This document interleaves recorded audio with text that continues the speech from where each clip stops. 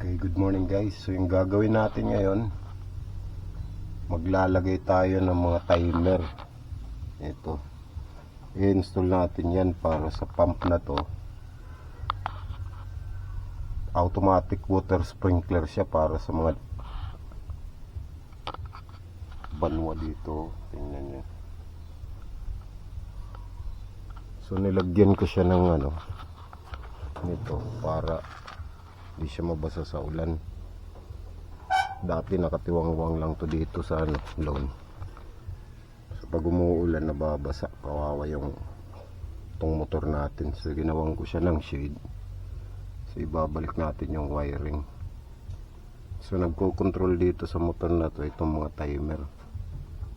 Dalawang grupo sila. So ito nakaset to na setting niya is alas 6 ng umaga mag-i-start siya. Tapos mag-u-off siya 6:25 naman sa umaga. Tapos pagkahapon alas 4:30 under siya uli. Tapos mag-u-off siya alas 5. So dito sa kabila naman yung niya, yung on niya sa umaga alas 6 26 umaga sa mag-u-off siya 6:56. So may 20 minutes siya na magdidilig. Tapos sa hapon naman alas 4 hanggang alas 4:25 siya mag-u-off. So ganun yung setting niya. So whole week round magtatakbo siya pagdating ng oras. So iwawiringan siya natin papunta dito sa motor. Ito naka pressure switch to. So maski ito may mga solenoid siya. So every time mag-activate tong timer natin bubugas to. Dahil naka pressure switch siya, automatic under yung mga sprayer natin. Ganun din dun sa kabila ito. Control dito, ito naman. So yun ang ikakabit natin mamaya guys. So meron siyang circuit breaker nandyan. So nandun yung supply natin. So ikakabit natin siya. Bali dito siya nagkukuha ng supply, dito sa Jetmatic na to. Ito yung suction ng pump. Tapos ito yung bali madidistribute yung pressure niya. Ito papunta sa isang grupo ng mga sprinkler. Tapos ito naman doon papunta sa kabila. Ito yung linya niya. Punta yan doon. May mga naka-location na mga na yan, sprayer. Isang isa. Yan doon. So yun yung gagawin natin ngayon guys. Sige, samahan niyo ako.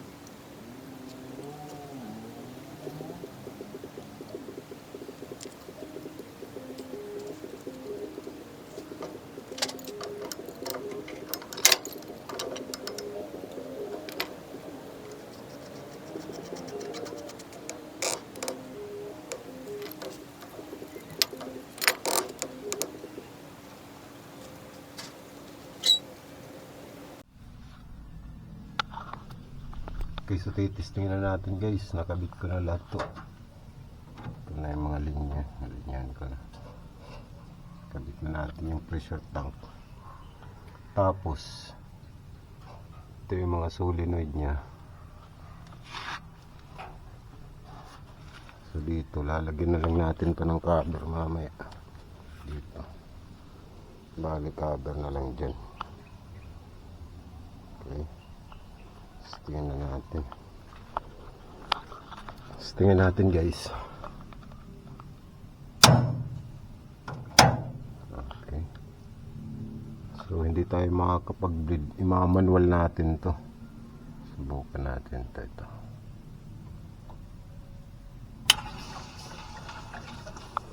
Guys, wala na yung ano natin. Start na yung motor. So naka-manual pa to. Mamaya pagdating ng oras niya,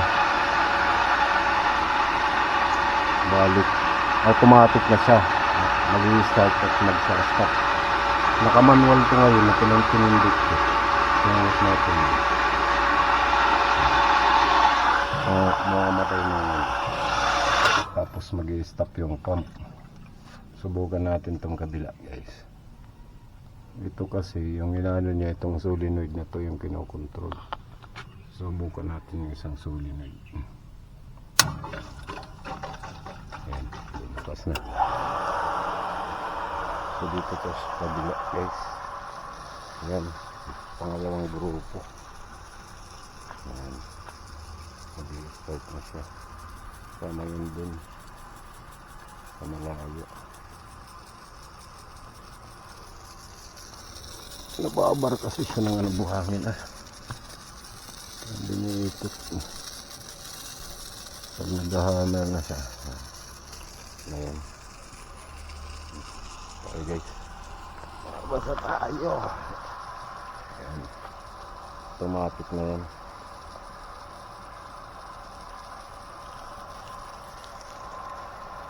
Okay. So, tingnan natin yung kabila guys. So iikot natin ulit ito.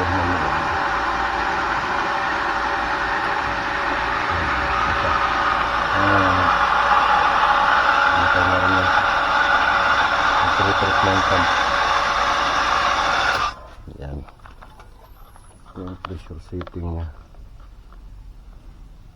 47 guys. Pag bumaba siya ng 25, mag-i-start siya ulit. Pag umabot ng 47, mag-trip yung pump. Tapos yung cut-in nya, kakat-in siya pagdating ng 25 PSI. So tingnan natin yung isang grupo. Ito guys, mamanual natin siya. Yan, naka-auto off siya. I-on natin yan. Mag-i-start na yung 20 na dito guys. Yan. Yan sa pang grupo to.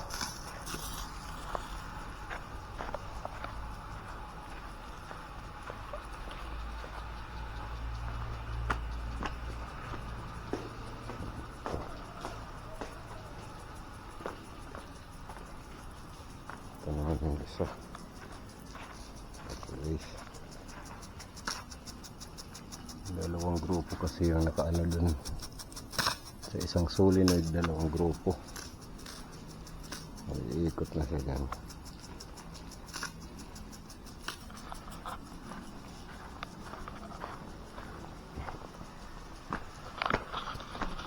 Babalik natin ng automatic mamaya para pagdating ng oras automatic na siya mag-i-start.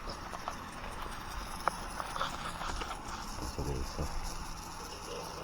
yung coverage niya.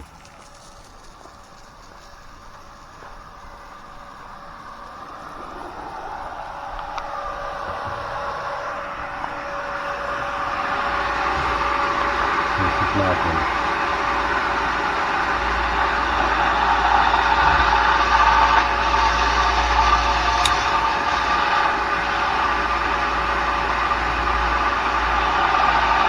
Nakawala na siya. automatic na siya niyan. Ito, siset din natin. Yan, naka-auto na siya. So yung program niya sa umaga, ito pag alas 4 mag-i-start siya hanggang alas 4:25. Yan yung setting niya. Tapos ito naman alas 6 ng umaga hanggang alas 6:25. Sa hapon naman 6:30. Balik mag-trip siya yung isang grupo. Ano siya oras mag-trip sa hapon alas 4 hanggang 6:25. So may 30 second out 5 minutes na ano to, pahinga yung motor bago mag-start ulit para sa pangalawang grupo dun sa yung tinignan natin bago lang. Okay, so babalik na natin to sa ano niya. So, naka-auto na siya. Ayan guys, naka-automatic na. So okay na yan. Babalik na lang natin yung cover para maski umulan hindi na mababasa yung motor natin. Okay, lalagyan natin ng cover to. Gamit yan.